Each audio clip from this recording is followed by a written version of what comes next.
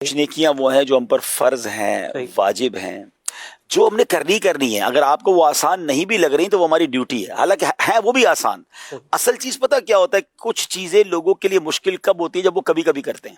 صحیح. اور کچھ بندے اگر کسی بھی چیز کو کنٹینیو کریں، اب میں مثال دے دیتا ہوں، اب آپ کہیں گے فوراً مثال آتی ہے. میرے سامنے بلیک کافی پڑی ہوئی ہے، واہ، ٹھیک ہے، میں اپنے ساتھ کافی لایا، میں نے کہا گرم پانی میں ڈال کے مجھے دے دیں.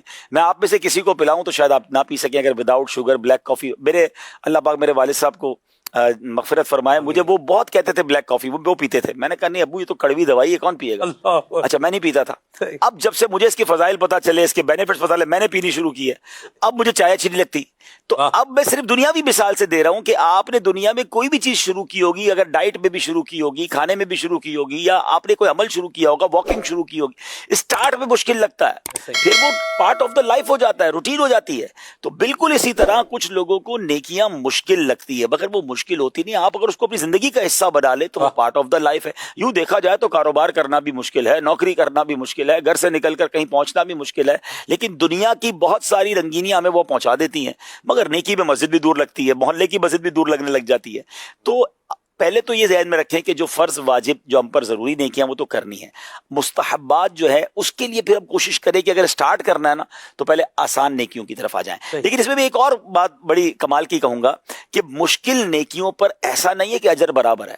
ہاں، اللہ کی شان دیکھیں، جتنی نیکی مشکل ہے اس کا اجر بھی اتنا زیادہ ہے. اچھا، اس میں ایک اور کمال بھی ہے، نیکی بظاہر آسان ہے، آپ کے لیے مشکل ہے، تو ایسا نہیں کہ آپ کو آسان کا ہی ثواب ملے گا. اگر آپ کے لیے وہ نیکی مشکل ہے کرنا تو بھی آپ کو ثواب زیادہ ملے گا. یا سبحان اللہ، بڑی پیاری بات منقول ہے کہ افضل العبادات احمزها، افضل عمل وہ ہے جس میں زحمت یعنی تکلیف زیادہ ہے. تو جب بھی آپ کو لگے نا کہ یار یہ نیکی کرنے میں تکلیف ہو رہی ہے تو آپ سمجھ لیں ثواب ڈبل ملنے والا ہے. دنیا میں بھی تو ہوتا ہے، بندہ مزدوری کرتا ہے زیادہ مشقت والی تو اس کو پیسے زیادہ ملتے ہیں، تو بندہ کہتا ہے مشکل والا کام دے تو پیسے کتنے دو گے یہ بتاؤ.